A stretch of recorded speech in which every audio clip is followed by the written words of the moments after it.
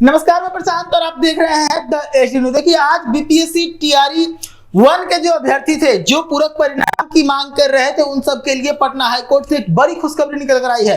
Patna high court ने सरकार को आदेश दिए हैं कि जो टीआरई 1 परीक्षा हुआ था उसके पूरक परिणाम जारी किए जाएं।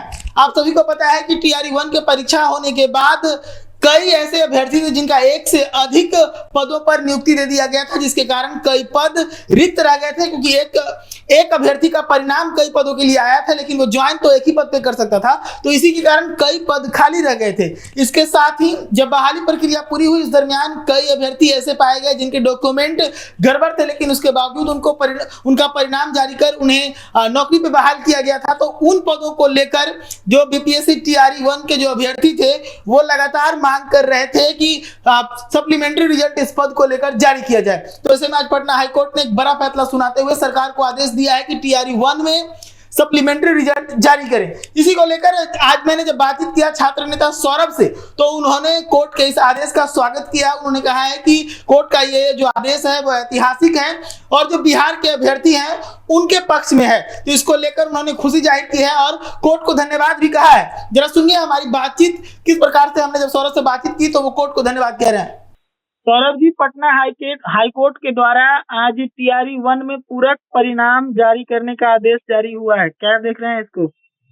देखिए, सबसे पहले आपको धन्यवाद। और इस वीडियो के माध्यम जो ऑडियो आपने चलाया है, इस माध्यम से हम सारे शिक्षक अभ्यर्थियों को आश्वस्त कर दे कि जो सप्लीमेंट्री केस था जिसको लेकर कोर्ट में चैलेंज किया गया था, CWJC 1151 Virendra Kumar versus government of Bihar, तो इस मामले में हमारी तरफ से जो लॉयर थे YV गिरी, वो सुन रहे थे, तो सारी चीजें बिल्कुल सामने आ गई है। नानी तागिया के बेंच में ये मामला गया था और उन्होंने कहा है कि पूरा परिणाम जारी करना होगा। यानी कहने का मतलब कि स्पष्ट रूप से ये छात्रों की जीत है और जितने भी चीजें हैं, क्या सप्लीमेंट्री रिजल्ट पर जो सवाल है, कई अभ्यर्थियों के मन में होगा कि मेरा ही आ जाएगा, डेट ऑफ बर्थ से छठे हैं या कोई 1 नंबर या 2 नंबर, तो मैक्सिमम चीजें जो है 101 पिटीशन थी इस मामले में और कई याचिका और भी दायर है। CWJC 2337 उसके मामले में 3 सुनवाई हुई है और भी है, उर्दू के मामले में भी, कंप्यूटर साइंस के मामले में भी, NIOS के मामले में भी। तो सारी चीजें बिल्कुल, अगर इस मामले में अगर छात्रों को जीत मिली है, देखने वाली बात होगी कि तमाम सीटों पर खाली पदों को भरा जाएगा या सिर्फ पिटिशनर को लाभ मिलेगा। तो बस इंतजार शाम तक करना है, 3-4 बजे तक सारी चीजें स्पष्ट हो जाएगी। परंतु इतना जरूर है कि हाईकोर्ट की तरफ से जीत पर की जो मुहर है वो लग चुकी है। टीआरई 2 में भी आप लोग सप्लीमेंट्री रिजल्ट की लगातार मांग कर रहे थे, क्या लगता है कि उसमें भी कुछ आगे आप लोग के रास्ता खुलेंगे इससे? देखिए, निश्चित रूप से जब टीआरई 1 में जो मामले पहले से सुनवाई हो रही थी, उस मामले में अगर जीत मिली है तो इसके रहते रहते जो चीजें अगर एक जो रिस्ट्रिक्शन आता है, जो भी फैसले, जो वर्डिक्ट आते हैं, उसी को ध्यान में रखते हुए आगे की सुनवाई होती है। तो सारी चीजें टीआरई 1 में भी कई मामले अभी पेंडिंग है, कोर्ट में सुनवाई चल रही है, उस मामले में भी छात्रों को जीत मिलेगी। और टीआरई 2 में भी आपको पता है कि टीआरई 1 से लेकर टीआरई 2 तक लगभग हर एक पद में 1 to 5 से लेकर और 11-12 तक सब जगहों से पद खाली है। तो हम लोग तो लगातार प्रोटेस्ट कर रहे थे सरकार से, कोई ऐसा जगह नहीं है, चाहे गर्दनीबाग धरना स्थल हो या बीपीएससी का गेट हो, शिक्षा विभाग का घेराव किया, गांधी मैदान में बैठक बुलाए और हर जगह कोई सत्ता पक्ष हो या विपक्ष के नेता हो, सबों से हम लोगों ने मुलाकात की, परंतु सप्लीमेंट्री रिजल्ट कहीं से कोई सुनने वाला नहीं था।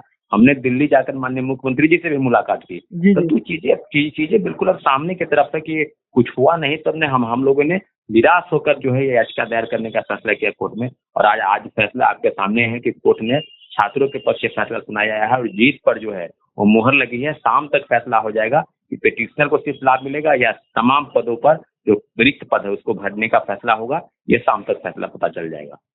क्या लगता है कि बीपीएससी कहीं ना कहीं अपने आप को बचाते हुए मनमानी कर रहे हैं कि जिस प्रकार से आप लोग लगातार मांग रख रहे थे, आंदोलन तक हुआ, उसके बाद फिर कोर्ट में गया मामला और वहां से आप लोग को जीत मिलती है? देखिए, जाहिर सी बात है कि आपको पता होगा इसके पहले हम लोगों ने लगातार प्रोटेस्ट किया, चाहे बीपीएससी का घेराव करना हो या शिक्षा विभाग के पास प्रोटेस्ट हो या गर्दनीबाग धरना स्थल पर 4 दिन तक कंटिन्यू प्रोटेस्ट हुआ।